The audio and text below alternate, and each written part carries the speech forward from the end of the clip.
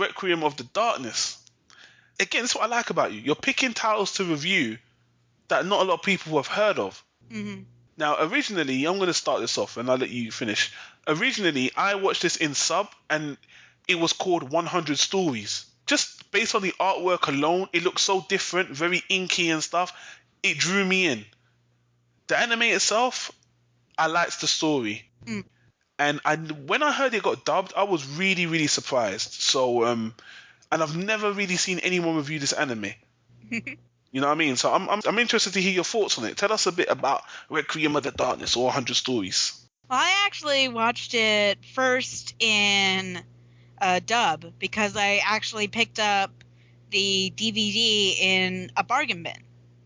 And I thought it was pretty interesting looking. I'm into supernatural stuff, and so I figured, hey, I'm going to try it out. And I actually fell in love with it.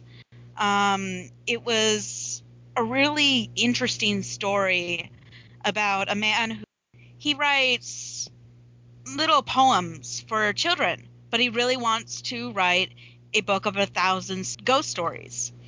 One day when he's traveling, he meets these really strange characters who pretty much open him to the world of spirits. And so he starts following them and starts writing all about their encounters. The dub is actually pretty good for what it is. I'm not going to say it's exactly the best because there are characters that I'm not really fond of. For instance, the Black Hag and the White Hag. But others, like the main characters, are actually done rather well.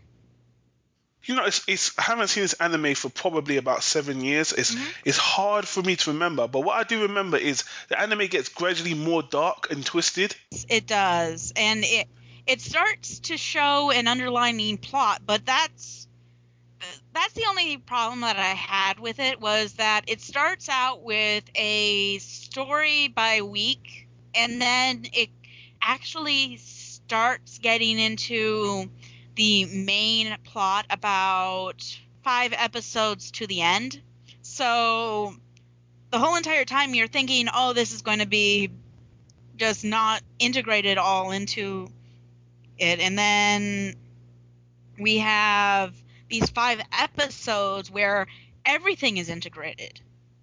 Yeah, and you know what? I actually bought it as well, but I remember selling it because I remember being disappointed by the ending. But I remember the art box was really cool. Yeah. From what I remember, the art box was really, really cool. And yeah, it's definitely it felt like a traveling anime as well, if I remember, because the character was traveling and learning things, and like you said, following these supernatural beings, and it's a cool title, man. Completely opposite of Mushishi. Yes, it is actually.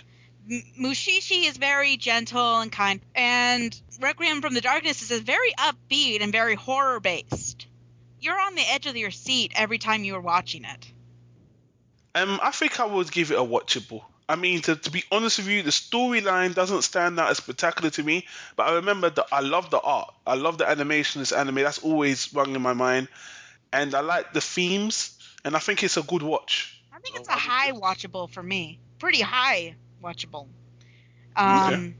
Another thing that I really liked, I have to point this out, is the fact how you can kind of tell who is going to be the main characters of the story, because they will be the only ones who look human.